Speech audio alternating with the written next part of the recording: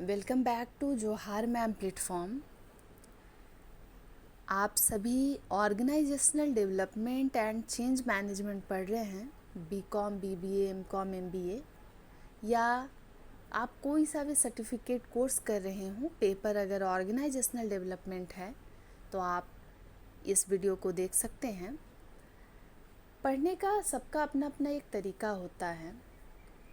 बड़ी चालाकी से इस पेपर में मैंने कुछ बदलाव लाए कि इसी एक पेपर में आपका एक मॉड्यूल होगा जो कि चेंज से रिलेटेड है, चेंज मैनेजमेंट से जुड़ा हुआ है, और उसमें आपने resistance to change, organisational change, change management और कर्ट लेविन का 3 स्टेप मॉडल पढ़ लिया है।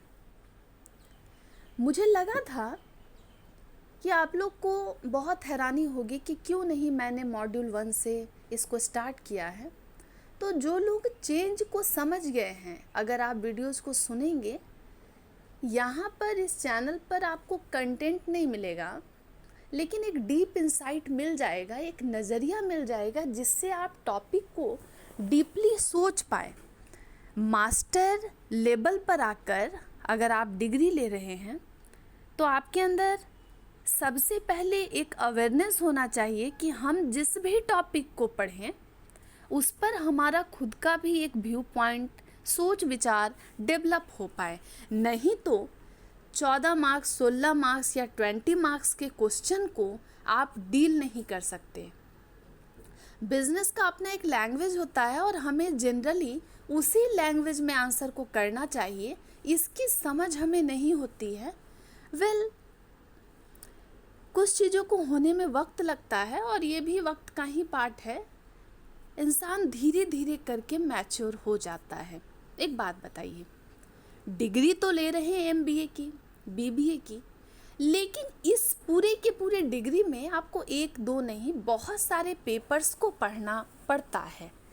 जिन पेपर्स को आप इसमें पढ़ रहे हैं उसमें कुछ ऐसे भी पेपर हैं जो एक सेपरेट डिसिप्लिन है, मतलब एक वेल एस्टैब्लिश्ड स्ट्रीम है जिसकी पढ़ाई होती है।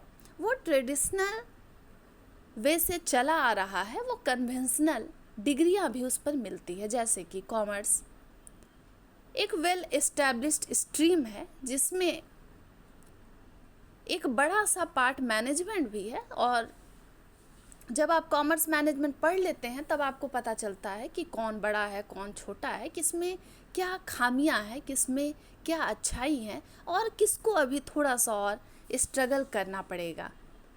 ध्यान देंगे मेरी बातों को। एमबीए कर रहे हैं, मैनेजमेंट की डिग्री ले रहे हैं, 16 पेपर, 16 पेपर आपको पढ़ने हैं। ये 16 पेपर जो भी आप पढ़ेंगे, तो ये जो 16 पेपर आप पढ़ रहे हैं, इस 16 पेपर में ज़रूरी नहीं है कि हर पेपर एक सेपरेट डिसिप्लिन हो ही। कुछ ऐसे भी पेपर हैं जो इवॉल्विंग स्टेज पर हैं, जो अभी तक वेल एस्टैब्लिश्ड नहीं हो पाए हैं। उन्हीं सब में से एक पेपर है ऑर्गेनाइजेशनल डेवलपमेंट। एक वक्त ऐसा आएगा जब ये पूरा का पूरा ओडी सेपरेट डिसिप्लिन के तौर पर, जमा जमाया वेल एस्टैब्लिश्ड स्ट्रीम के तौर पर आप इसको पढ़ेंगे। लगभग 1940s का बात होगा, और उस समय पहली बार ओडी डिपार्टमेंट के बारे में पता चला। डगलस मैकग्रेगर जो हैं वो रिसोर्स पर्सन एलोकेट किए गए थे यूनियन कार्बाइड कॉरपोरेशन में, जहां उन्हें पता चला कि एक ओडी डिपार्टमेंट अब जो है उसकी ज़रूरत है, उसको सेट किया गया। और इस वक्त इसको करते करते अंजाम तक लाते लाते लगभग 1962 में प्रॉपर एक ओडी डिपार्टमेंट जैसा कुछ हमारे सामने आ गया। ऐसा नहीं था। कर्ट लेविन भी अपने समय में चेंज की थ्योरी जब लेकर आए, उन्होंने प्रयास किया कि ये जो चेंज, और चेंज जो कि सबसे बड़ा टॉपिक है, इसको समझने के लिए, इसको ऑर्गेनाइजेशन में इम्प्लीमेंट कराने के लिए, बिहेवियर मॉडिफिकेशन के लिए और नए तरीके से अप्लाइड बिहेवियरल साइंस टेक्निक्स के जरिए कुछ तो ऐसा लाना पड़ेगा जिससे चेंज जैसे कॉम्प्लेक्स चीज़ों को हम स्मूथ कर पाएँ, आसानी से ऑर्गेनाइजेशन में लेकर आए। देखिए, ओडी जो है ये एक कॉम्प्लेक्स स्ट्रक्चर की बात करता है, आपको ये लगेगा, लेकिन ये उतना कॉम्प्लेक्स नहीं है। ऑर्गेनाइजेशनल डेवलपमेंट जो है, कुछ इसे एजुकेशनल स्ट्रेटजी कहते हैं, तो कुछ कहते हैं कि ये एक ऐसा टूल है जिससे एम्प्लॉय के बिहेवियर में मॉडिफिकेशन लाया जाता है। ऑर्गेनाइजेशनल डेवलपमेंट के अंदर बहुत सारे चेंज मेथड्स हैं जिसको हम ओडी इंटरवेंशंस या ओडी टेक्निक कहते हैं, जिनके सहारे ऑर्गेनाइजेशन को हम इफ़ेक्टिव भी बनाते हैं, एफिशिएंट भी बनाते हैं। लेकिन ओडी की कोशिश यही है कि वो ह्यूमन को वैल्यू करे और ऑर्गेनाइजेशनल ग्रोथ पर फोकस करे, लेकिन तरीका रहेगा कोलैबोरेटिव एंड पार्टिसिपेटिव अप्रोच के जरिए। इसकी बात करता था, आपको मालूम होगा, नियो क्लासिकल अप्रोच के अंदर एक ह्यूमन रिलेशन अप्रोच है और दूसरा है बिहेवियरल साइंस अप्रोच।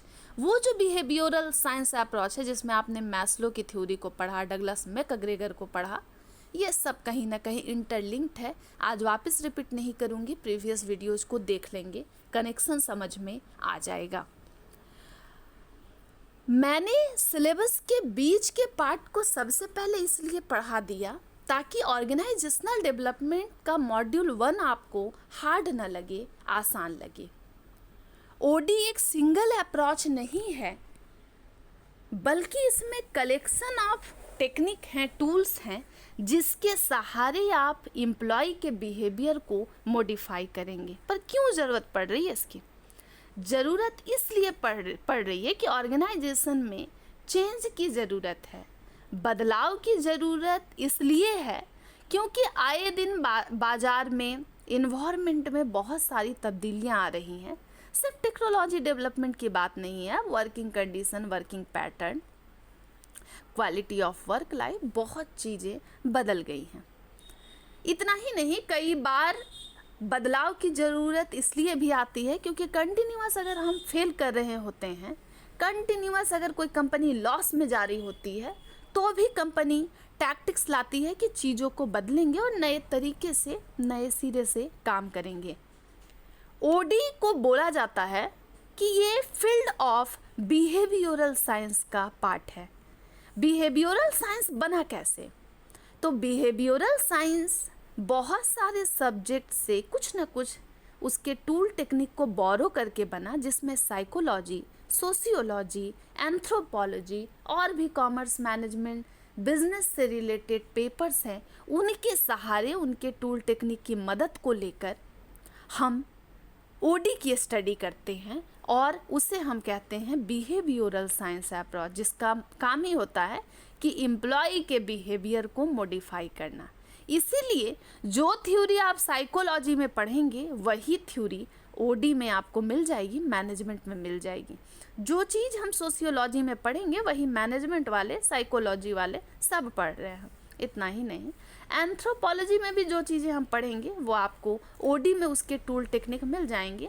बस इन सब की मदद और सहारे से हमारे सामने है बिहेवियरल साइंस अप्रोच, जो कि इवॉल्विंग स्टेज पर है, लेकिन फ्यूचर इसका बहुत ब्राइट है। पर्सनालिटी को मॉडिफाई करना, किसी को लर्निंग के प्रोसेस में डालना, मोटिवेशन देना, मोटिवेट करना, ये आसान टास्क नहीं है। इसके लिए आपको बहुत सारे टैक्टिक्स लगाने पड़ते हैं, तभी जाकर कुछ हो पाता है। ऑर्गेनाइजेशनल डेवलपमेंट ये फोकस करता है कि ऑर्गेनाइजेशन में प्लान्ड चेंज को लाया जाए। आप कुछ भी बदल रहे हैं, मैनेजमेंट, एम्प्लॉयर, डिमांड है, मार्केट की ज़रूरत है कि बदलाव की हम सबको आवश्यकता है, तब जब आप बदलाव करेंगे तो वो प्लान्ड होना चाहिए। ऐसा ना हो कि सडनली एम्प्लॉय ऑफिस गया और वहाँ सब कुछ बदल गया। अगर चेंज प्रोएक्टिवली रहता है, प्रोएक्टिव अप्रोच के जरिए आता है, तो ऑर्गेनाइजेशन में एम्प्लॉय रेसिस्ट कम करेंगे, विरोध कम करेंगे। लेकिन चेंज नाम का इंजेक्शन डायरेक्ट लगा दिया जाता है रिएक्टिव अप्रोच के जरिए, बस चेंज ला देना है किसी तरीके से, थ्रेट के थ्रू, कोअर्सन के थ्रू, डरा धमका करके, हल्ला मचा करके, तब वो रिएक्टिव अप्रोच होगा, तब ऑर्गेनाइजेशन में रेसिस्ट होगा, वर्कर स्ट्राइक करेंगे, लॉकआउट करेंगे और बहुत सारे तरीके से अपने डिस्प्यूट को बताएंगे। ऑर्गेनाइजेशन एक ओपन सिस्टम में काम करे, ओडी का फोकस भी यही होता है। और ऑर्गेनाइजेशनल डेवलपमेंट ये कहता है कि इंडिविजुअल लेवल पर जब आप चेंज को देखते हैं, आप रेसिस्ट करते हैं, लेकिन सोचिए कि जिस ऑर्गेनाइजेशन में आप काम करते हैं उसकी रिक्वायरमेंट है और उस रिक्वायरमेंट को फुलफिल करना हमें करना ही पड़ेगा, हमें उसकी ज़रूरत पड़ेगी। क्यों? क्योंकि अंत में एक एम्प्लॉय अपने ऑर्गेनाइजेशन के जरिए ही जो भी मुनाफा, सैलरी, कुछ भी कमा पाता है, तो हमें उसका भी सोचना पड़ेगा। ओडी ये नहीं कहता है कि भाई सब चीज़ एक दिन में बदल दो। ऑर्गेनाइजेशनल डेवलपमेंट एक नया डिसिप्लिन हमारे सामने उभर कर आ रहा है, बहुत पुरानी बात नहीं है। लगभग 1960s में यूनियन कार्बाइड कॉरपोरेशन में डगलस मैकग्रेगर ने एस्टैब्लिश किया ओडी डिपार्टमेंट। इसके अलावा बैकहर्ट जो हैं वो भी रहे इसके मेन प्रोपोनेंट। कर्ट लेविन ने भी चेंज पर बहुत सारी थ्योरी दी। तो कुछ लोग जो है बिहेवियरल साइंस से जुड़े हुए, ये वही बिहेवियरल साइंस है जिसकी बात मैं कर चुकी हूँ। इवोल्यूशन ऑफ मैनेजमेंट थॉट जो है उसका न्यू क्लासिकल अप्रोच 2 हिस्से में बटा है, एक है ह्यूमन रिलेशन, दूसरा है बिहेवियरल साइंस अप्रोच, जो बात करता है कि ऑर्गेनाइजेशन टिका हुआ है, लेकिन अगर आप उसमें कम्युनिकेशन करते हैं, प्रॉपर लेवल, तीनों लेवल पर बातचीत होती है, चेंज आ रहा है, तो काम आसानी से होगा, नहीं तो वर्कर हल्ला मचाएंगे। तो ओडी लॉन्ग रेंज चेंज की बात करता है। ऐसा नहीं है कि एक मंथ में, एक ईयर में यह हो जाएगा। लगातार आपको जहाँ जहाँ गैप है उसको मेजर करना होगा, स्थिति को समझते हुए काम करना होगा। कुछ वर्कर एम्प्लॉय ऐसे भी होते हैं जो चेंज जब उन्हें मालूम होता है ऑर्गेनाइजेशन में बदलाव आएगा तो वो बड़े खुश हो जाते हैं। इसलिए खुश हो जाते हैं क्योंकि उनको चैलेंजिंग टास्क पसंद है। उनको नहीं लगता है कि चेंज आ रहा है, it may mean more work. उनको ये सब डर नहीं होता है और वो बोलते हैं कि चलो चैलेंजिंग टास्क और जॉब को परफॉर्म करके हमें जॉब सेटिस्फैक्शन होगा। तो ये जो लोग एक्टिव पार्टिसिपेट करते हैं चेंज प्रोसेस को लाने में, वो कहलाते हैं चेंज एजेंट।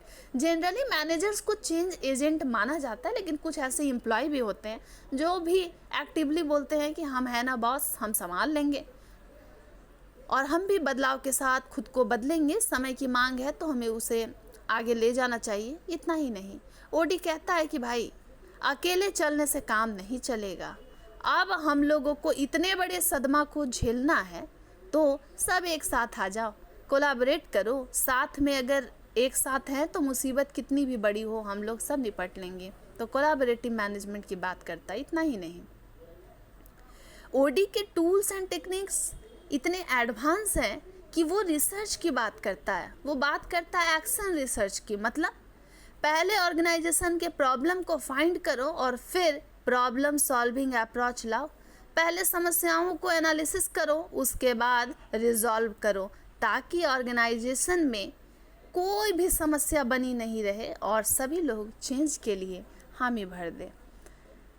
ओडी जो है प्रोसेस है, ओडी जो है एजुकेशनल स्ट्रैटेजी है, ओडी जो है ये collection of planned change intervention है।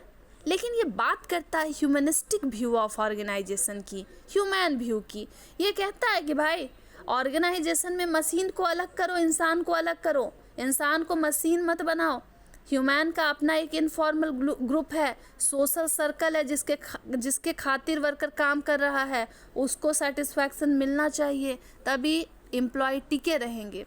इतना ही नहीं, ओडी एक प्रोसेस तो है, लेकिन उससे भी बड़ी बात है कि ये एक सॉल्यूशन है। ये प्रॉब्लम सॉल्विंग अप्रोच की बात करता है। कहता है कि हमारे टूल टेक्निक के ज़रिए हमने जो उधारी ले लिए हैं साइकोलॉजी वालों से, एंथ्रोपोलॉजी वालों से, सोशियोलॉजी वालों से, उनके ज़रिए बिहेवियर मॉडिफिकेशन करेंगे, सबको मना लेंगे। हम बदलाव चाहते हैं, हम सबको मना लेंगे। जो लोग बदलाव चाह रहे हैं, चेंज एजेंट बनकर सामने आ रहे हैं, वो उनका काम ही रहेगा कि पहले खुद को बदल दो, फिर दुनिया को बदलना। सबको बदल देंगे हम लोग सब मिलकर। लेकिन ये हो पाएगा कैसे? तो क्या ये एक दिन में संभव है? तो नहीं, एक दिन में संभव नहीं है। तो इसमें हमें लगना पड़ेगा। ओडी बात करता है कि काम कर रहे हैं जो वर्कर, उनके प्रति रिस्पेक्ट रखो। अगर तुम उसके प्रति ज़्यादा केयर करोगे अपने एम्प्लॉय वर्कर के पास, तो वो भी तुमको रिस्पेक्ट देंगे, डिग्निटी के साथ तुमको ट्रीट करेंगे। इतना ही नहीं, अगर जहाँ वर्कर एम्प्लॉय काम कर रहे हैं वहाँ एक ट्रस्ट और सपोर्ट नहीं रहा, तो अचानक से बदलाव किया जाएगा तो वर्कर्स नाराज़ हो जाएंगे। बैकग्राउंड में कुछ शोर हो रहा होगा, उसके लिए सॉरी आप लोगों को।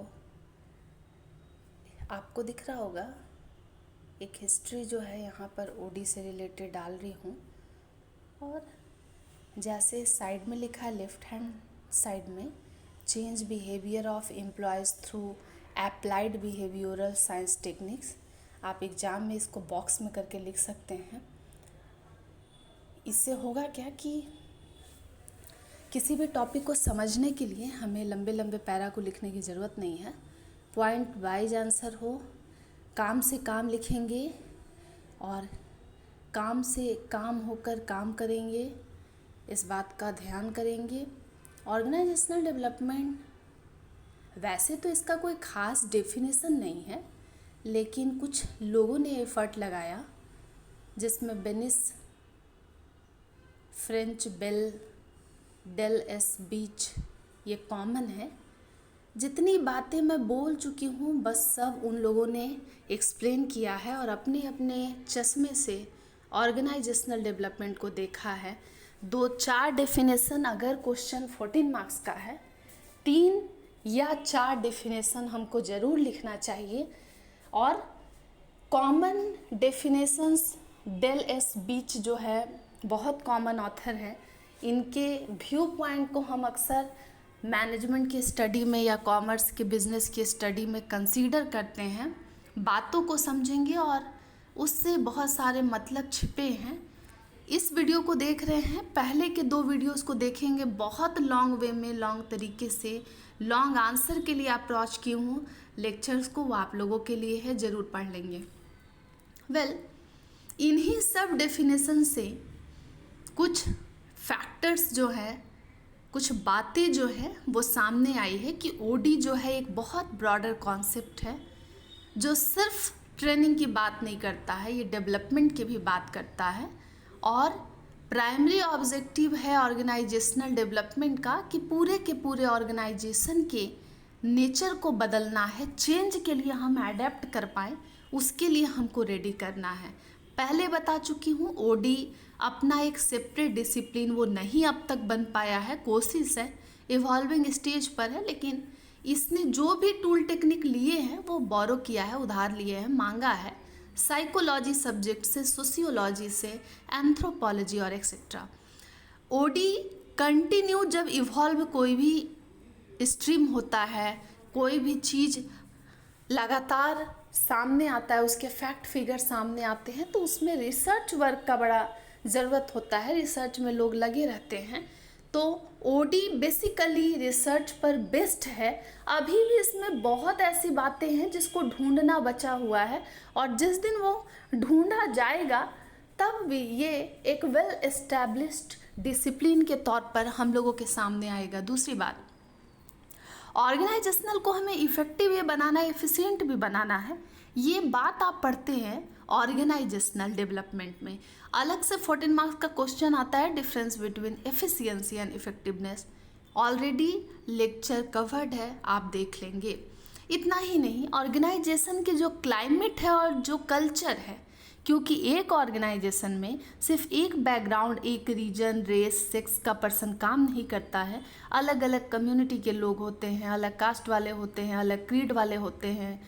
तो ये जितनी भी डाइवर्सिफिकेशन है, डाइवर्सिटी है, इन सब को एक पेज पर लाना ओडी के लिए बड़ा टास्क होता है। इसीलिए अगर हमारा वैल्यू डिफरेंट है, हमारा कल्चर डिफरेंट है, तो बहुत सारे कन्फ्लिक्ट होते हैं। इन सब को कम करने की जिम्मेदारी जो है, रिस्पॉन्सिबिलिटी ओडी के पास है।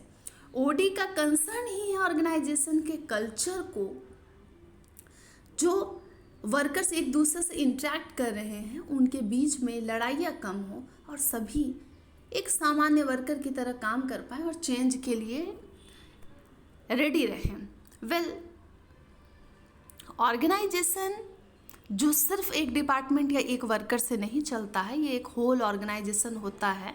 और जब ये होल ऑर्गेनाइजेशन है तो इसमें बहुत सारे डिपार्टमेंट हैं और इन सभी डिपार्टमेंट का एक दूसरे से कोऑर्डिनेशन होना ज़रूरी है। अगर आप किसी एक डिपार्टमेंट में चेंज को ला रहे हैं तो बाकी सारे डिपार्टमेंट उससे इम्पैक्ट होंगे, उसका इन्फ्लुएंस नज़र आएगा। ये भी खासियत है ओडी की। ओडी का काम ही है जितने भी डिपार्टमेंट एक दूसरे से इंटरेक्ट कर रहे हैं उनका इंटर रिलेशन जो है सबको एक दूसरे से जोड़ कर रखना, ताकि चेंज के प्रोसेस को, चेंज को हम इजीली ब्रिंग कर पाए। कुछ ऐसे लोग भी होते हैं, ये जो हम ऑर्गेनाइजेशनल डेवलपमेंट को पढ़ रहे हैं, ओडी जो डिसिप्लिन, न्यू इवॉल्विंग डिसिप्लिन हमारे सामने है, उसका कंसर्न सिर्फ प्रॉब्लम को फाइंड करने से नहीं है, उसका अप्रोच प्रॉब्लम को सॉल्व करने से भी है। इतना ही नहीं, अगर कोई प्रॉब्लम फाइंड आउट हो गई है तो उस पर डिस्कशन करके, बिहेवियरल टेक्निक्स के ज़रिए, नॉन बिहेवियरल टेक्निक्स के ज़रिए उस पर डिस्कस करके प्रॉब्लम सॉल्विंग अप्रोच के ज़रिए काम करने की बात करता है ओडी। ओडी का फोकस ही है लर्निंग के ऊपर, इसीलिए हम इसमें लर्निंग ऑर्गेनाइजेशन पढ़ते हैं। जैसे एक इंडिविजुअल ज़िंदगी भर सीखता रहता है, उसी तरीके से एक ऑर्गेनाइजेशन और ऑर्गेनाइजेशन में काम करने वाले इंसान को, एम्प्लॉय को, वर्कर को लगातार सीखते रहने की ज़रूरत है। ओडी ग्रुप एफर्ट की बात करता है, कोलैबोरेटिव पार्टिसिपेटिव प्रोसेस की बात करता है, जिसमें जीडी के ज़रिए कोलैबोरेशन, कोऑपरेशन के थ्रू इंटर ग्रुप कन्फ्लिक्ट को रिजॉल्व करके चेंज को ईज़िली अडेप्ट किया जाए, उसके लिए रेडीनेस लाता है। ओडी डाटा तो कलेक्ट करता ही है, उस पर प्रॉपर इन्फॉर्मेशन भी फाइंड आउट करता है, एनालिसिस करता है, और जो भी मेंबर्स उससे रिलेटेड हैं उन तक प्रॉपर इन्फॉर्मेशन। ऑर्गेनाइजेशनल डेवलपमेंट जो है उसकी ये कोशिश होती है कि वो बिहेवियर मॉडिफिकेशन तो करे ही, लेकिन उसे ये भी मालूम है कि ये इतना जल्दी नहीं हो सकता, ये कोई शॉर्ट टर्म प्रोसेस नहीं है, बल्कि ये एक लॉन्ग टर्म अप्रोच है जिसके ज़रिए हम ऑर्गेनाइजेशनल को इफ़ेक्टिव एंड एफिशिएंट बना सकते हैं। ओडी एक रिसर्च बेस्ड मॉडल है, क्योंकि नया नया डिसिप्लिन है, इसके टूल टेक्निक बहुत ज़्यादा मैच्योर नहीं है, बड़े नहीं हैं, तो लगातार इसमें रिसर्च का काम चल ही रहा है और हर दिन हम कुछ ना कुछ नया सीख रहे हैं। ईजिली स्क्रॉल करके व्हाट इज़ ओडी, ओडी के कैरेक्टरिस्टिक, ओडी के ऑब्जेक्टिव, इसमें आप लोगों के लिए लेकर आई हूँ। ऑर्गेनाइजेशनल डेवलपमेंट जब आप पेपर पढ़ रहे हैं तो इसके कुछ उद्देश्य हैं जिसके ज़रिए ऑर्गेनाइजेशन चेंज को ईज़िली एडप्ट करे, उसकी ही तैयारी है। इसकी कोशिश होती है कि ऑर्गेनाइजेशन में लोगों, जो भी जितने वर्कर, एम्प्लॉय जिस लेवल पे काम कर रहे हैं, उनके बीच का कम्युनिकेशन प्रोसेस स्मूथ हो, मिस कम्युनिकेशन ना हो, कम्युनिकेशन गैप को कंट्रोल किया जाए। दूसरी बात, कोशिश ये होती है ओडी की कि ऑर्गेनाइजेशन में काम करने वाले एम्प्लॉय, वर्कर मोर कमिटेड हों, एक सेल्फ डायरेक्शन से काम करें, खुद भी सेल्फ मोटिवेटेड रहें और सेल्फ कंट्रोल हो, वो रिजिड ना हो, उनकी पर्सनालिटी फ्लेक्सिबल हो और अगर चेंज जैसा कुछ ब्रिंग किया जा रहा है ऑर्गेनाइजेशन में, तो उसके लिए हमें यस बॉस वाला रवैया अपनाना चाहिए। ज़्यादा से ज़्यादा लोग को इनकरेज करना, ताकि उनके सहयोग से हम चेंज को ऑर्गेनाइजेशन में लाएं, या कोई भी डिसीजन लेना रहे ऑर्गेनाइजेशन में, अगर सबका साथ है तो फिर सबका विकास है। ये फॉर्मूला ओडी का है। इतना ही नहीं, जितने वर्कर मेंबर इसमें काम कर रहे हैं, इनका काम ही होता है प्रॉब्लम सामने आ गया उसको एनालिसिस करना, एनालिसिस करके जो सॉल्यूशन फाइंड हो रहा है फिर उसको इम्प्लीमेंट कराना, और इम्प्लीमेंट कराने के बाद फॉलो अप करना कि जो जैसा चाहे थे वैसा हो पा रहा है कि नहीं। इतना ही नहीं, आपको मालूम है कि अलग अलग अगर डाइवर्सिफिकेशन ऑर्गेनाइजेशन में नज़र आता है, सब अलग अलग जगह के वर्कर काम कर रहे हैं, उनकी भाषा अलग है, बोली अलग है, उनका वैल्यू नॉर्म अलग है, तब वहाँ कन्फ्रंटेशन नज़र आता है। तो ये प्रॉब्लम को हम प्रॉब्लम को सॉल्व कर सकते हैं प्रॉब्लम सॉल्विंग अप्रोच के जरिए, जहाँ सबको इनकरेज करना कि जितने आइडियाज़ हैं हम लोग सभी मिलकर उस पर वर्क करेंगे और आप आइडियाज़ को लेकर आएँ। और इतना ही नहीं, एक कलेक्टिव एफर्ट लाएँ। सब अलग अलग से नहीं हो पाएगा, यूनिटी जो है वो स्ट्रेंथ है, उसके ज़रिए काम करें।